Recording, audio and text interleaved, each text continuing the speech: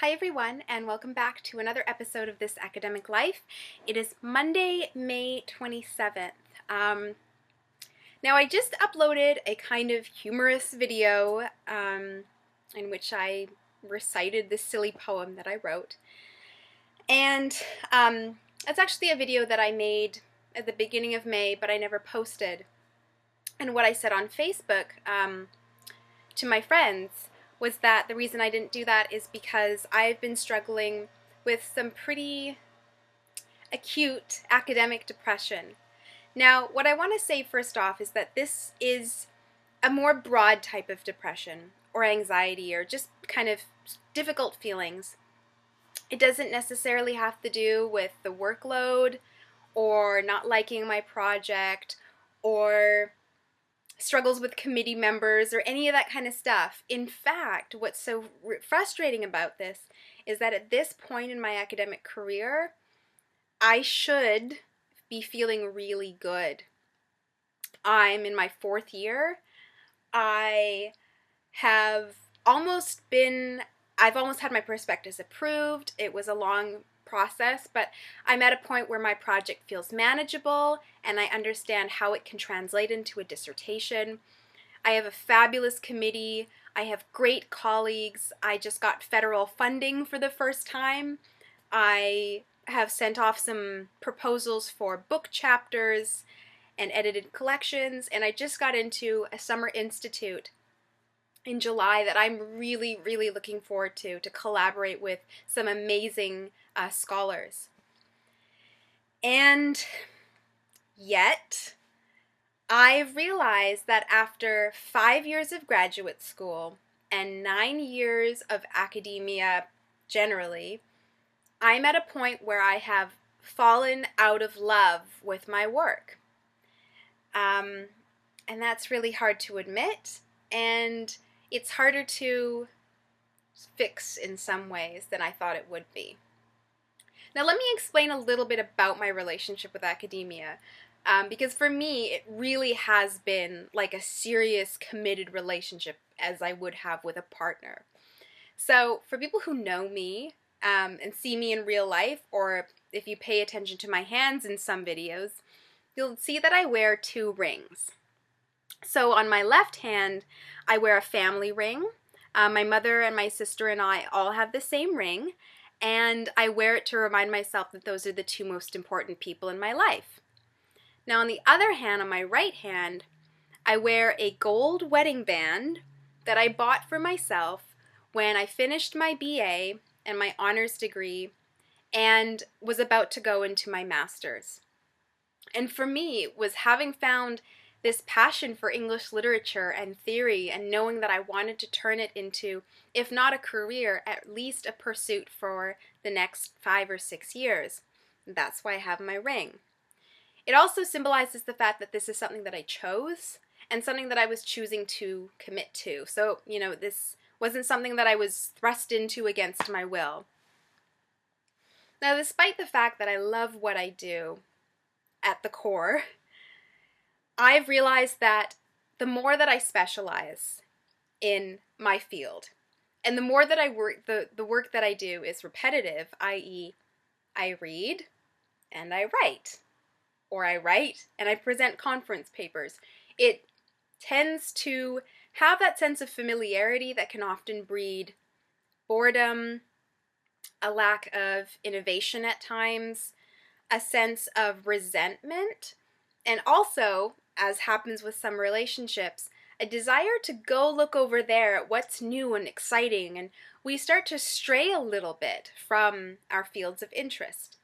Now this can happen if we've exclusively dedicated ourselves to our work, and as a countermeasure to that, I've made sure that in the past few years I've had more hobbies, I've been doing more volunteerism, I've been hanging out with friends and family a lot more to ensure that academia isn't my life. And the reason why I'm able to cope with this current situation is because everything else in my life is really wonderful and I have that stuff as a backup. But it's still really difficult to fall out of love with your work when you have wanted so long to get to this place. This is the place where I've always wanted to be in my academic life, and I'm not feeling this giant sense of excitement and fulfillment. I'm feeling a little unenthusiastic, a bit uncertain about where this will all go, and I think most of all, just the sense that there hasn't been a lot of novelty in my career for a little while. That's the one thing I loved about coursework, is that, you were taking a bunch of classes in every semester, especially in my undergraduate career. There was always something new that I was learning, and being able to kind of juggle all those things in the air was super exciting. Where now I'm learning things, and yes, I'm learning things in a new way, but it's taking a lot longer to get through each particular phase of that learning process. So, having identified that this sense of depression and apathy in some ways, this mixed feeling between really loving it and really not wanting to sit down with it and just do the work, has led me to understand that I need to start courting my degree again. I've made the decision that I don't want to have an academic career past this. I want to focus on teaching. I love teaching. It's my favorite part of my academic career.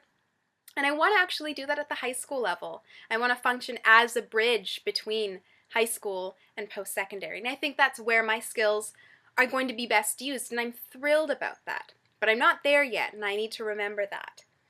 So I want to talk a little bit about some of the things that I've been doing that have helped, and some of the things that I will be doing that I hope will help. One of the things that has helped is to know that writing the dissertation will be a whole new process, can be difficult at times, but it's something new. It's a new challenge, and that will be starting in the next couple of weeks for sure, in earnest. That helps in itself. It also helps to know that I'm going to be pursuing something new after this. So I know for some of us, academia is what we're doing. We want to pursue it as a career, and even after the dissertation or the master's thesis or whatever, that's going to continue going. And in those cases, redefining the relationship and working through it might take a little bit longer, and you might have to do it more often. So one of the things that I've been doing recently is going back to specific texts or theories, novels that helped me get started in the first place. Not just in my graduate career, but in my undergraduate career. That first moment in my honors degree, in my honors thesis process, when I was like, this is the thing that I want to do, and I love this. So, when I was in my undergraduate career, I read this book by George Orwell called Why I Write, and it's a series of short essays about writing and rhetoric, but also politics as well. And one of the quotations from that series of essays was what I used as the epigraph to my honors thesis. Now, having this little bound thing was a watershed moment for me. I had this tangible thing that I had created and published, and here it was, and I'd made it. It was like giving birth to a child or something. But the epigraph that I picked, I find now as I look back on it 5 years later, is very telling about the process of academic work itself and the motivation behind it. So Orwell writes, "Writing a book is a horrible, exhausting struggle, like a long bout of some painful illness. One would never undertake such a thing if one were not driven on by some demon whom one can neither resist nor understand."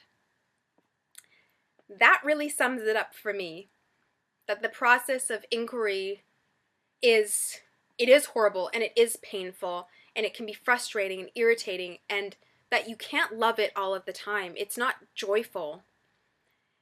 But that there's this motivation. There's a reason why a lot of us pick certain careers, or why we pick certain fields. Sometimes the topic comes from a place of joy and passion, and sometimes it comes from a place of the curiosity that comes out of sorrow. For me, I study trauma and sexual violence and depression, and how people work through that in literature, why people write about their most painful moments. I want to understand how people express these really traumatic experiences. For other people, it might be the sheer joy of mathematics. That's why they get into it, the thrill of solving a problem. So it can come either from sort of a more positive space or a more kind of negative space, I guess. But they're both spaces from which inquiry will come. So looking back on that was really important for me, and knowing even then that this was not supposed to be all sunshine and sparkles and happiness, even when things are going well. The other thing that I've done is to look at some of the books that have influenced this current project. Anne Stone's Delible is basically the novel that I'm studying, that I'm focusing on, and that is providing a framework for my project. And I haven't read it in a couple months. And so going back to this week, that's what I'm going to do. That's going to remind me of why I'm doing this and kind of just sitting with the text for a while. And depending on what your field is, maybe there's an article that you read or a scientific talk that you listened to, or a piece of art or a piece of architecture, whatever that initial thing was that kind of got you going, to be able to go back to that kind of essence of the work. Because there is a lot of bureaucracy and theory and analysis and getting things wrong and then getting them right and being uncertain that goes on in the process of inquiry in this field. And that's okay. Other things that can be useful are talking to the people who got you excited about it in the first place. That might be speaking to a high school teacher that first sparked your love for math. My sister is a statistician, and recently one of her high school teachers passed away, and she was one of the main reasons why my sister realized the importance of being a woman going into mathematics and then statistics. So being able to talk to those people, if they're around, talking to your supervisor or a mentor who maybe you worked with a few years ago, or making a coffee date with somebody who works in a related field to see what they're doing, and maybe that will spur you on. Maybe it's watching documentaries on science or social justice. Whatever it takes to remind you of why you fell in love with that thing, that's really key. And then to keep that spark alive and to take yourself on academic dates. That might mean finding one article per week that you're excited about. That might mean organizing dates with a colleague or a family member to sit down and say, hey, this is my research, this is what I'm doing, and explaining it to them in such a way that they get excited, or going on Twitter or writing a blog post.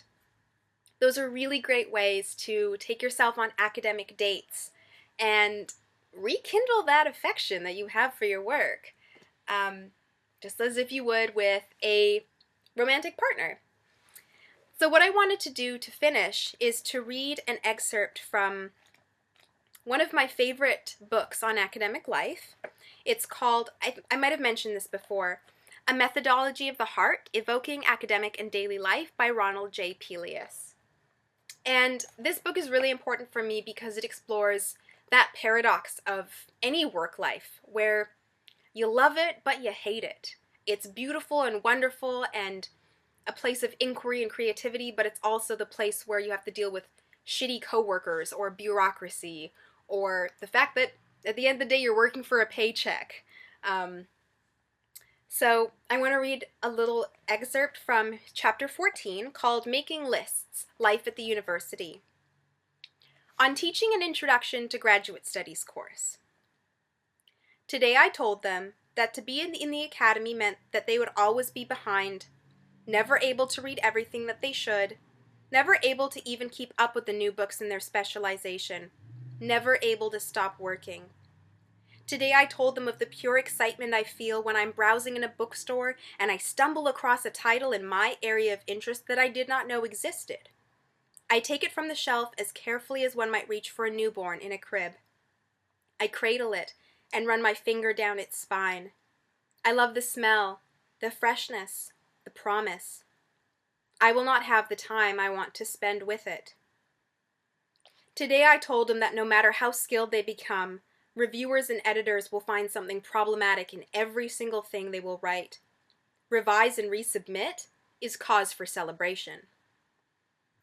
Today I told them that finding the exact word, crafting the elegant sentence, and constructing the intricate paragraph is a pleasure unlike any other.